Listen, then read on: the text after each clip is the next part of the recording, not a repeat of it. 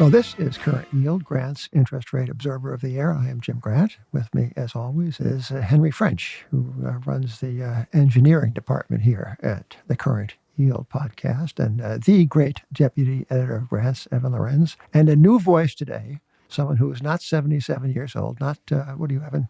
You're 42. Oh, for Pete's sake. James Robertson Jr. Say hello, James. Hi, everybody. Yeah, James's voice has changed. Not, recently, the past 8 or 9 years, right? Yes. Okay. Anyway, James is the first vice president in charge of, among other things, certain complex debt structures, which we will go into a little more detail presently, speaking with John Kerschner, who is an authority on that topic, and he works with Janus out in Denver. But Evan, so you've heard the phrase political economy? Yeah, it rings a bell. Have you ever heard it in the context of equity valuations? Not so much. But how do you otherwise explain the levitation of the shares in a security with ticker as, I think, DJT, I think it was? Yeah, it's shooting up like it's a cryptocurrency. The Donald Trump, what is the full name of the company? Something about truth. Well, the truth is it doesn't make much revenue. It, according to the FT, it earned $3.4 million in revenue last year, and it lost $49 million in income. Well, $3.4 billion isn't so bad. A million with the M. Oh, million. Its valuation, though, is the billion part. It's $9.3 billion as we're talking right now. $9.3 billion on revenues of $3.4 million.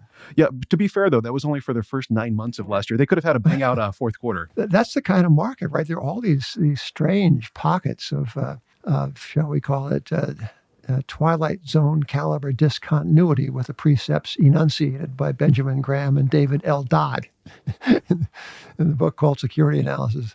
In favor of the latest DJT ticker, and I believe the last one went bankrupt a decade or two ago. Oh, more than that, yeah. We wrote about that. Grants did in 1987. And we're right then. Yeah. Well, in favor of this one, it is at least generating revenue, unlike some cryptocurrencies and non-fungible tokens. Yeah. All right. So enough complaints about the world of non-interest bearing paper.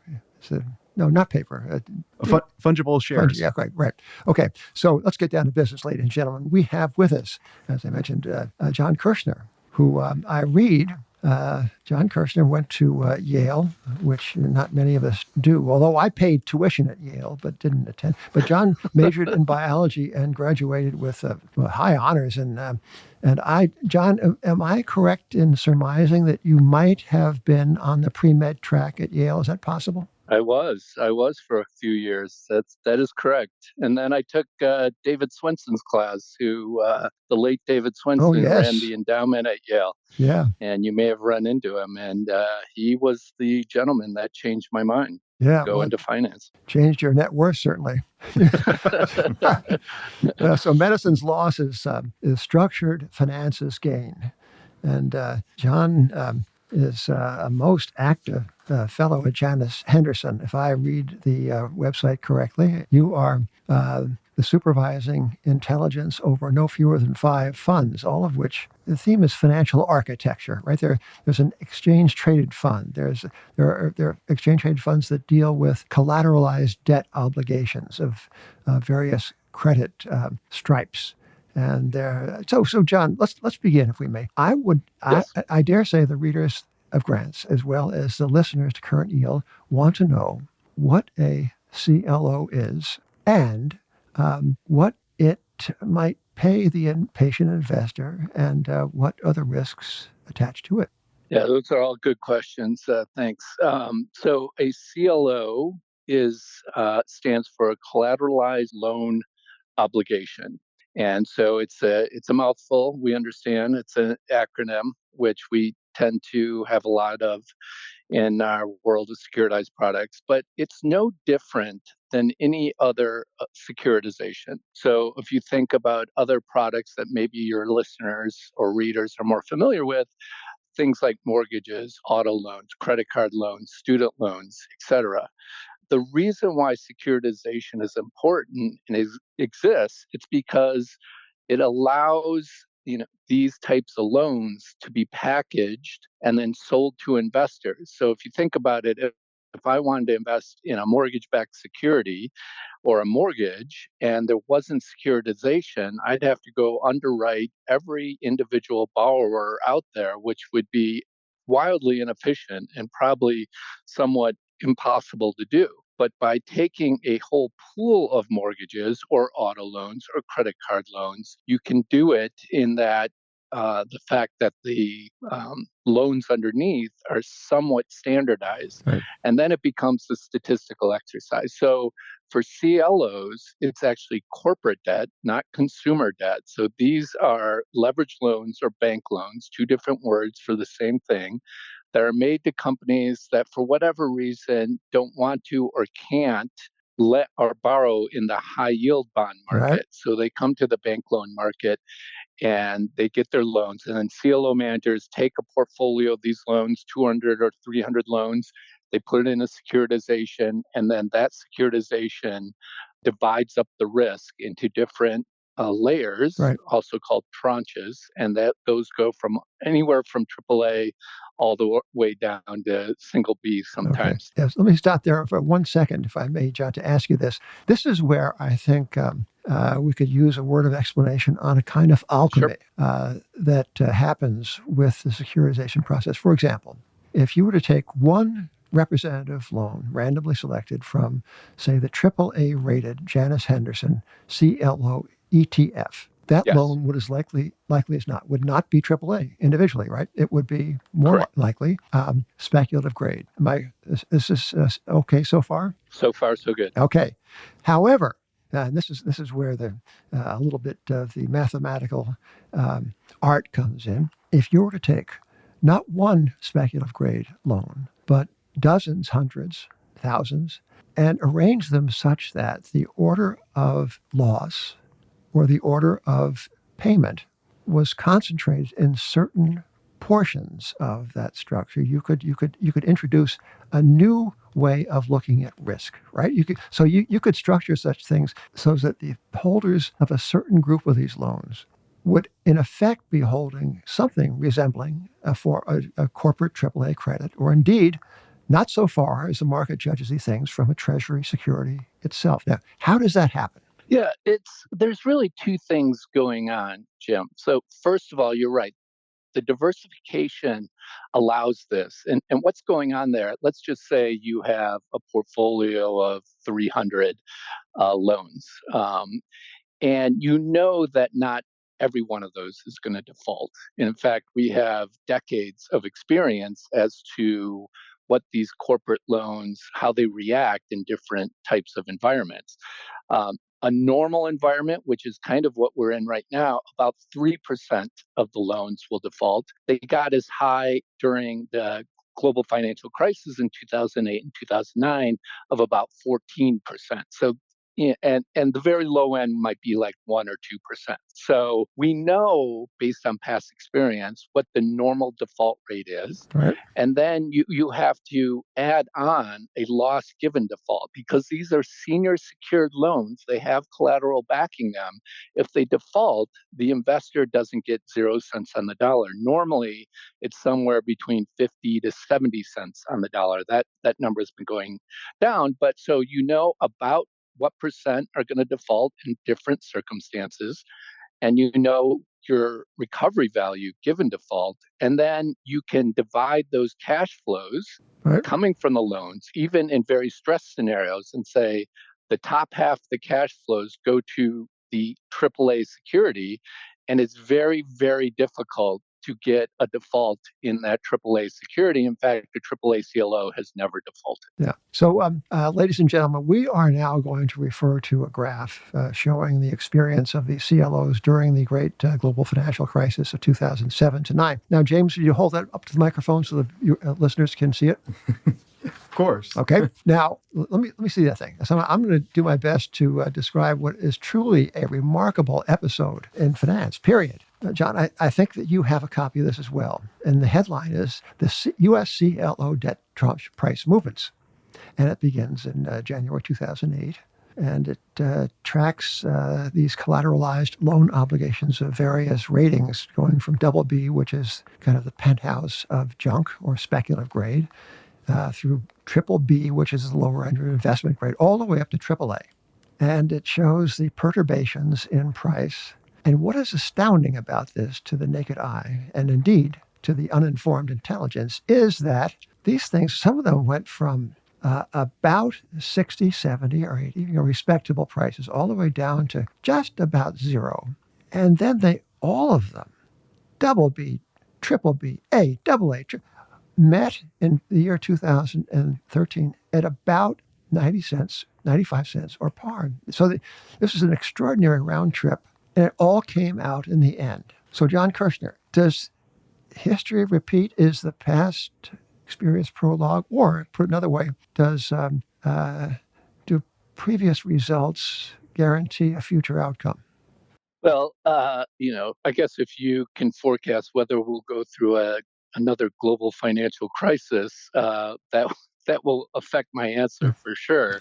Obviously, it was a very special time in finance where we saw, not just a few banks go under, but many banks go under, and it was global. So whenever you have a crisis like this, several things are going on. One is just fear, right? No Right. one knew how this was going to play out and how long it was going to take. As it turned out, it took a few years for sure, but there were people speculating that it would be another depression that would take 10 or 20 years. And if that's the case, and you have defaults in leverage loans of 10, 14, 15%, yeah, then probably the double B or even triple B tranche may have been worthless. As it turned out, like I said, the worst default in 2008 for an annualized period was 14% Hmm. and then went down very quickly. So when you have a huge massive dislocation like that, people get scared and they start to extrapolate worst case scenarios. And then they tend to sell things that maybe haven't been around as long or haven't been proven, and the CLO market was a very different animal back then. Currently, it's 1 trillion in the US and another 250 billion over in Europe. Back then, it was about a fifth the size as it is now, with a lot less track record. So what you're seeing here is an extrapolation of a worst case scenario for Right. many years, added on to just massive fear of what could happen if that continued. John, we don't have a financial crisis now, or at least one of a global nature, but we do have kind of a tempest in a teapot over in Europe. In Europe, there's a junk borrower named Altice. It's a telecom company. It borrowed a lot to actually expand its operations over the last decade, and now it's kind of teetering on the edge of triple C. A lot of CLOs have a limit on how much triple C debt they can hold, and if they trip that limit, they either have to sell assets, often at fire sale prices, or they have to divert cash flows to the higher tranches within the CLO. Because Altice is such a big debtor and is so widely held by so many European CLOs, there's worries that this could actually lead to a lot of CLOs either diverting cash flows or having to sell assets to satisfy that bucket. So the question we have is, has the growth in the size and the deterioration in the quality of credit begun to impact the structure of CLOs, which again sailed through the global financial crisis with flying colors, even if it didn't feel that way at the time? Yeah, it's a great question, and actually, right as I walked into this interview, it was downgraded to triple C. So that has actually happened. A couple of things. One, our ETFs have less than 50 basis points or 0.5% exposure to the name. So very, very small exposure. And why is that?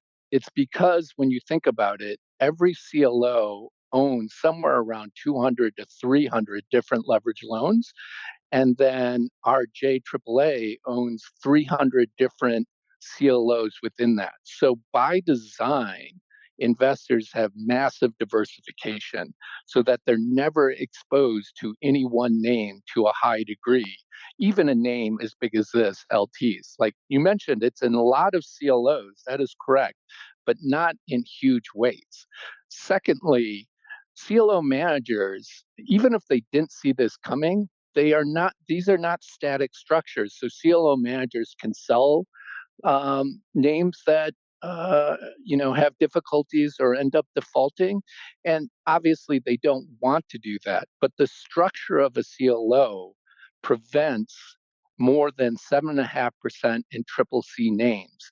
And so when a name like this does get downgraded, usually the CLO manager will go ahead and sell that name and take the hit.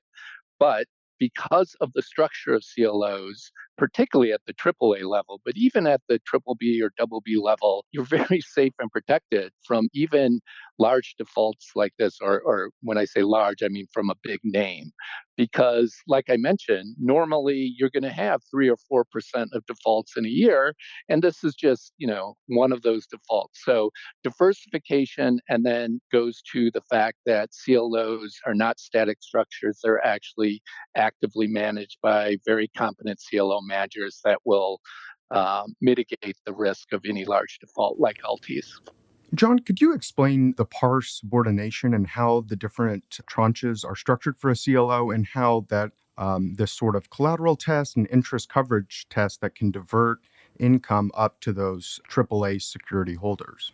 Yeah, it's a good question, and it's getting into the weeds a little bit. But what investors like to talk about in most securitized products is how much credit enhancement, sometimes called par subordination, basically how much support you have underneath the particular tranche that you own. So for a AAA tranche in CLOs, normally you have 30 to 40% of support beneath you. So if you think about it, and let's just assume a stress case, if there is a default, you're getting back 50 cents on the dollar. A full 70% to 80% of the loans would have to default for that AAA CLO to take a write down. So let's just say 80% default, you're getting 50 cents on the dollar back as recovery value. That means you're losing 40%. That's what some AAA CLOs have as par subordination beneath you. That is a very incredibly unlikely scenario. If that happened, basically, unless you own ammunition and gold and guns, you're going to be in a much worse circumstance with equities or other bonds. So You're we talking to an actually think audience that that's actually a does good. own some gold. Yeah, Uh, and we're, I do we're, have we're, I do we're myself. positioned, we're positioned, John. So, and you mentioned things like the interest coverage test. That's just make sure that the cash flows from the leverage loans are high enough to cover the interest charge on the CLO bonds. WARF is a weighted average rating factor. That's basically calculated on the ratings of the underlying loans. Requirements as far as how many second liens the deal can own, how many triple Cs they can own. Yeah. So again, not to get too much in the weeds, but there are all these protections in place so that the CLO manager just can't go out and junk up the portfolio in order to juice their returns, because usually CLO managers own the bottom slice or equity tranche at the expense of the CLO bondholders. John, Does that help? very good. John, Janus Henderson is leading the league in AUM certainly of the AAA rated CLO exchange traded fund, which you oversee. And I have a question for you about the other fund. So if my numbers are more or less correct, the JAAA, the Janus Henderson AAA rated CLO ETF, has about 4 billion under management. And there's another one, which is a Janus Henderson B to triple B CLO, so it's a lower credit rating, presumably a higher yield, and that has about 100 million or a little bit more under management. So 4 billion versus 100 billion. That tells me that your clientele are kind of risk averse. They look for some good income, but they are not willing to go crazy over it. Now, the question I have for you is, what does the Janus AAA rated ETF pay these days in the way of a floating rate dividend to its investors? And in contrast, what does the Janus Henderson triple B variation pay? The one that's a little bit riskier by credit grade, but presumably also rather higher yielding. What's the difference in those two yields? Yeah. Before I give you those numbers, let me just correct your AUM numbers because they're woefully out of date. JAAA is now 7.4 billion, and JBBB is almost 400 million. You had a good weekend. We did. JBBB has taken in over 150 million so far Wow. this month. So Okay. you're correct that the size of JAAA is much higher, but actually we're getting not quite as much inflows into JBBB as JAAA, but much higher. So Okay. to answer your question, JAAA is about 6.25 right now. Uh-huh. So that is the monthly distribution yield of what you get every month, and then you annualize that. JBBB is about 7.75% right now. So, and why is that? You might say, well, you're only getting about 150 basis points more going from AAA to BBB, and that's because short end rates are so high right now, right? So it's more of a short term interest rate play as the Fed has raised rates than a overall credit play right now. So that credit spread has tightened as the economy has done well, and eventually, when the Fed starts cutting rates, these yields will go down, and there'll be a wider spread between JAAA and JBBB. But that's what investors are getting right now. Okay. John, can I ask you about the leveraged loan market? Yeah, sure. I know that leveraged loan defaults, as you said, right now are kind of in a normal range, but they're rising. We're also seeing an increased use of distressed debt exchanges where borrowers try to get their lenders to agree to a lower loan amount to be repaid back. At the same time, we're also seeing extreme competition between the bank syndicated loan market, where banks are easing terms, offering lower spreads, and the private credit market. I'd love to know, how do you square this, and what do you see going on? Yeah, so it's very interesting because obviously it's been a little bit of a difficult time in the leveraged loan market the last couple of years as the Fed was raising rates and a lot of investors expected a recession globally, actually, and which hasn't really come to pass in the U.S. Growth has been relatively strong. And what happens is, and for people who don't know, the private credit market is a market where instead of a bank like, take your big Wall Street bank coming to, a whole swath of investors and saying, we have this leverage loan. Here's what we think price talk is. Investors put in their orders. It's called broadly syndicated. So it's one bank or sometimes several banks, but many investors going in for a particular loan. Private credit, it's usually one bank and one lender or maybe two lenders. And it's much less transparency and much less liquidity actually in the loan. So why? But because those loans exist, there are CLOs that are formed off of private credit loans. Why we don't like that market is simply because of the lack of transparency.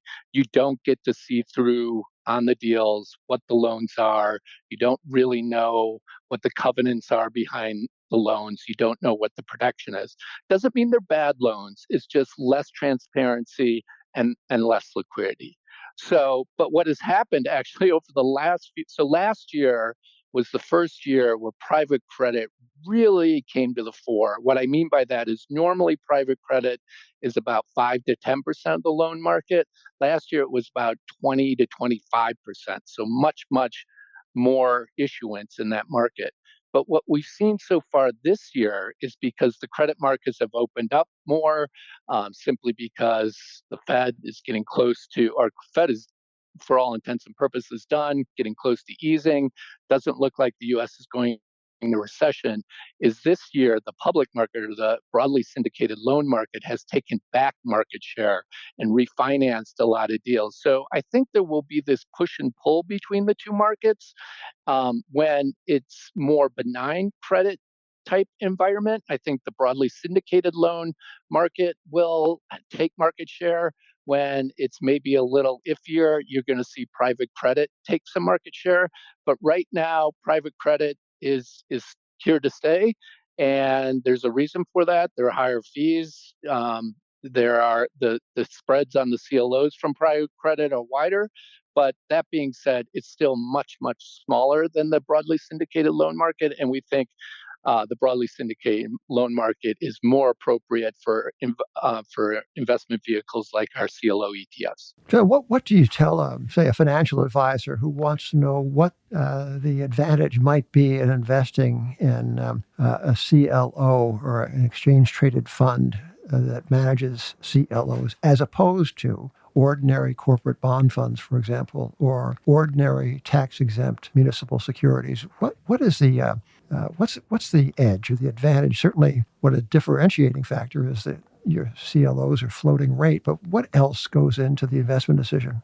Yeah, it's funny, Jim, because that was going to be my first answer was it's floating rate. And so what people don't understand necessarily is that a lot of fixed income globally is floating rate, but very little is in the U.S. It's you buy a bond, you get your interest payments and securitized every month in treasuries or corporates 2 times a year, and then you get your principal back at the end. But whatever coupon you sign up for when that bond is issued, that's the coupon of interest you get throughout the life of the bond. In CLOs, that floats with something called the SOFR rate, Secured Overnight Funding Rate. It used to be LIBOR, but LIBOR has gone away, so now It disgraced it. It disgraced itself. it did. It was time for it to go, and it died, and now we have a new short-term rate called SOFR. And so what that means is when the Fed is raising rates, right, like it has been the last couple of years, your coupon goes up. Every time the Fed raised rates, the coupon would go up. Likewise, if the Fed starts cutting rates, your coupon will go down. But the nice thing is that most people, if they own fixed income, have fixed rate bonds. Almost all corporate bonds are fixed rate, same with municipal bonds. So to have that diversification of a floating rate security, particularly if you have something that's relatively short term as far as your horizon, that's very, very advantageous. I'd say, secondly, again, is you can choose your own risk reward. If you want the highest quality, the AAA, yes, you're going to get a little less interest, but you are very much sleep at night, very safe. If you want a little more risk, or you weather a little more risk, you're going to get a higher yield, and you can go ahead and buy a triple B CLO like ours. In corporate bonds, if you like a particular name, you are beholden to whatever the rating is of that particular name, and it may go up or it may go down, but it's very, very difficult to just go out there and buy very high credit quality security. I think there are two corporate bonds that are still AAA, Johnson and Johnson. I think there's one other one, but there's very, very little corporate debt that's AA or AAA. And then in the single A space, it's mostly financials. So the corporate bond investment grade index is mostly triple Bs. And so this gives investors the opportunity of getting floating rate, but also getting very high credit quality if that's what they want. Yeah, credit quality through the alchemical processes of securitization. It takes a little while to wrap your mind around the idea that the securities underlying the structure are themselves speculative grade, but as organized and as structured, actually, that becomes, for some holders in that structure, a AAA thing. It's kind of neat, It right? does. Yeah. And Jim, can I make a point here? Because we often get this question, and I want to be very clear. People that have been around long enough, and probably a lot of your readers and listeners have been, they harken back to the GFC and say, CLO sounds a lot like a CDO. And if I remember correctly, CDOs also had AAA securities that did not perform very well. And a lot of them defaulted. And that is very true. And why is that? Because CDOs were principally made up of triple B subprime mortgages, which were obviously not underwritten correctly. They should have never existed. There were mortgages made to people that didn't have the financial wherewithal to take out a mortgage, and there was fraud. And so what happened is when the housing market crashed, and no one thought it was going to. That's not quite correct, John. Okay, that's not quite good. All right. I'm just defending the brand of Grant's Interest Rate Observer. Please proceed. Yeah. Yeah, I appreciate that. So the last time we had seen that type of movement in house prices was the Great Depression of the 1920s and 30s. So very few models were modeling that in. And when it actually happened, these triple B subprime mortgages got written down to zero. So everything that was created for them, including AAA CDOs, did not perform well. It's very different with leverage loans. Let me add one of the asset classes that you are, I guess you have prohibited yourselves from owning is the commercial real estate CLO, which ought to come as a little bit of a relief to some listeners who have been keeping up with the news in that department. So, Correct. So John Kerschner, thank you for being with us. I should have said John Kerschner, CFA. Thank you. Charlie Grant earned that thing, and Evan Lorenz owns that credential as well, and James Robertson Jr. is hard at work on achieving it too. So we should not omit that. So thanks for being with us. Thank you, ladies and gentlemen. And until the next time, thank you on behalf of Current Yield, Grant's Interest Rate Observer of the Air.